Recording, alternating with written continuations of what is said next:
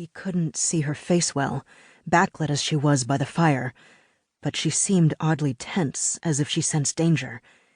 Kenton could work with that.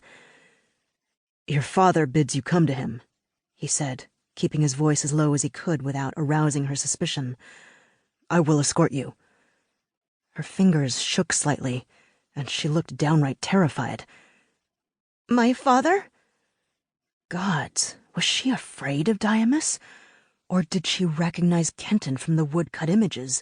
If she did, she might scream at any moment. "Now, my lady," he said, and though she was a princess and he only a soldier, she shut her book and stood, smoothing her nightdress and moving toward the door. Kenton didn't waste a moment. In one step he closed the distance between them, drawing his dagger and bringing it to her throat, bracing her against him with his other arm. He turned, looking down at her. "Silence," he said. "Draw attention and I'll kill you." Daniella let out a small whimper, her whole body trembling. "I'm going to pull the knife away," he said. "It'll be behind your back, between us, ready to cut you in an instant. Do you understand?" Daniella nodded, her breath coming in quick gasps.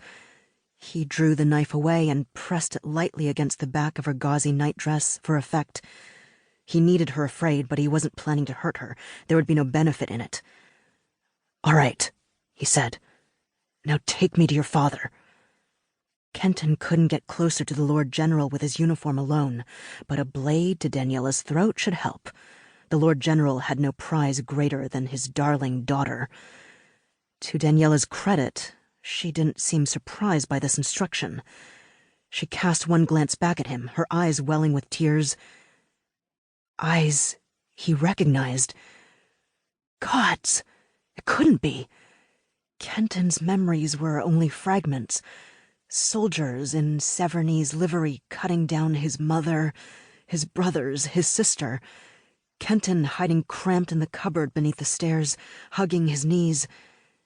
Then, clearest of all, through the thin slice of light from the cupboard door, his father being made to kneel, the little girl with the blood-red hair toddling forward on unsteady legs, placing her hand on his father's forehead. Blood bursting from his father's body in a swirling cloud, collecting in the air. Kenton burying his head in his arms, unable to watch, desperately holding in a scream. And then his father's body crumpled on the floor, still and lifeless. Kenton shivered.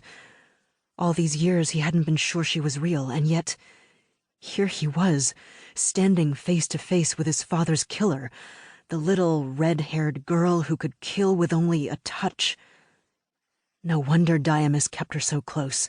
Kenton had never even heard of a power like that, blood magic or otherwise, but if she had it, why wouldn't she touch him and end it all here? Kenton's own hand began to shake, but Daniella made no move to hurt him.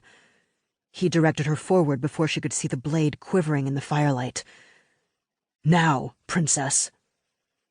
Daniella nodded and started forward into the empty hall. Kenton followed close enough behind to reach for her if she refused to do as he asked, but not so close that one of Diamus' staff might think anything was amiss. Daniella turned a corner just ahead of him, toward the stairwell that would lead to Diamus' own chambers. Then, with no warning, she broke into a run. Kenton swore under his breath. Now she was going to attract attention, bring the guard down on him before he could even... Daniella turned another corner and slipped into an alcove, and Kenton checked up and down the corridor, ensuring that no one had seen them. Idiot girl. She'd holed up in a corner where she should have screamed for help. Kenton advanced on the alcove, his blade at the ready. But when he peered into the shadows, he saw only her bare leg and the hem of her nightdress disappearing into the wall, like a haunt from a children's tale. Kenton blinked at the space where she'd disappeared. How had she done that? He knew of no magic that could accomplish it, not that he was an expert in such things. If she'd murdered his father, she was certainly a blood mage, but he'd never heard of a blood mage who could manipulate stone. Unless... Kenton reached out.